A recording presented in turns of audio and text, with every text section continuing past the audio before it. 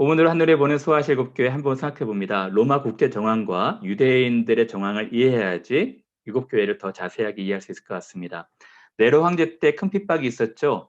네로 황제가 베스파시아누스를 이스라엘에 파견해서 세금 징수 문제로 갈등을 일으키는 예루살렘을 징벌하고 싶어 했습니다. 근데 로마 원로원에 폐위된 네로가 자살한 사건이 있었죠. 베스파시아누스가 다시 복귀해서 9대 황제가 됩니다. 베스파시아누스는 아들 티투스를 남겨두고 티투스에 의해서 잔인하게 이스라엘이 징벌이 되고 예루살렘 성전이 회파가 있었죠. 이 모든 것은 예수님께서 예언하신 내용이었습니다. 멸망에 가증한 것이 예루살렘의 선 것을 보거든 하고 예언하시고 감람산에서 예루살렘을 보시면서 울기도 하셨죠.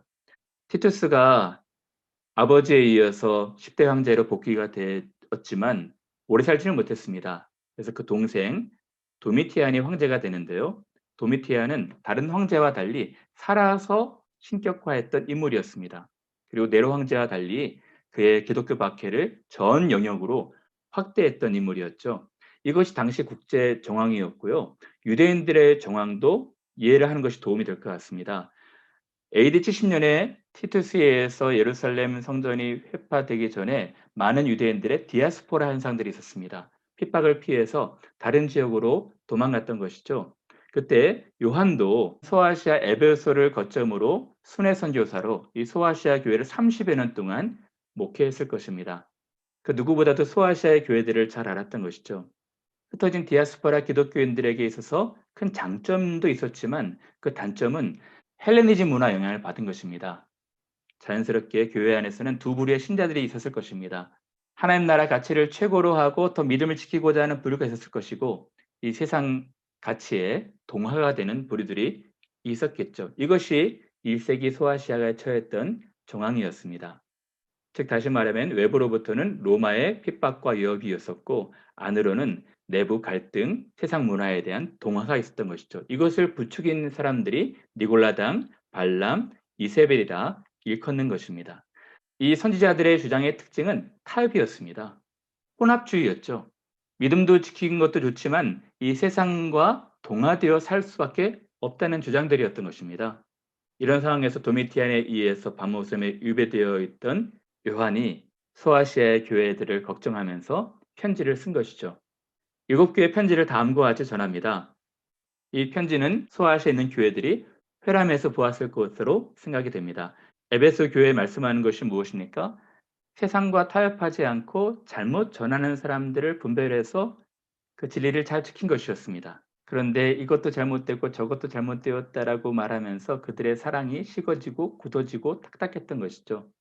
그래서 처음 사랑을 가지라고 말씀했던 것이죠.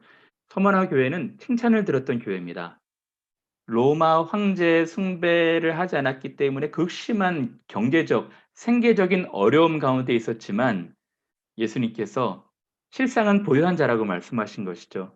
그들의 환난과 궁핍을 예수께서 다 아신다고 말씀하셨습니다. 소마나 교회는 타협하지 않았던 교회죠.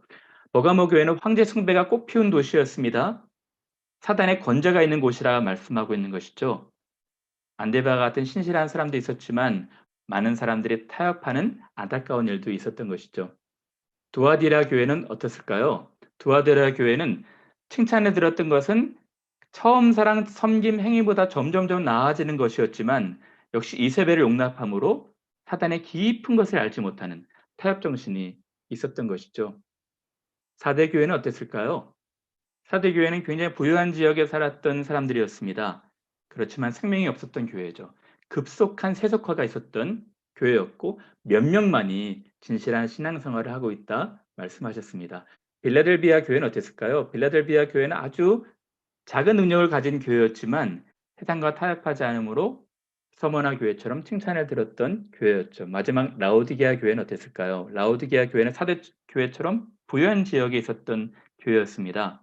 심지어는 나는 부자라 부족한 것이 없다라고 말할 수 있을 정도였거든요. 히에라볼리에서 골로새에서 뜨거움을 찬물을 이어받아서 미적지근한 도시의 특징이 있었는데 예수께서 그것을 말씀하시면서 너가 뜨겁지도 차지도 않다라고 말씀하시며 책망을 들었던 교회였죠. 소아시아 일곱 교회는 두 짐승의 핍박과 미혹을 받고 있었습니다. 오늘의 교회는 어떨까요? 오늘의 교회도 마찬가지일 것입니다. 하나님 나라의 가치와 세상 나라의 가치가 충돌할 때 사단은 타협이라는 유혹과 미혹을 하게 되는 것이죠. 오늘의 교회들이 동일한 유혹과 핍박 가운데 있지만 세상과 동화되지 않는, 타협하지 않는 귀한 교회들로 칭찬 듣는 교회들이 되었으면 합니다. 감사합니다.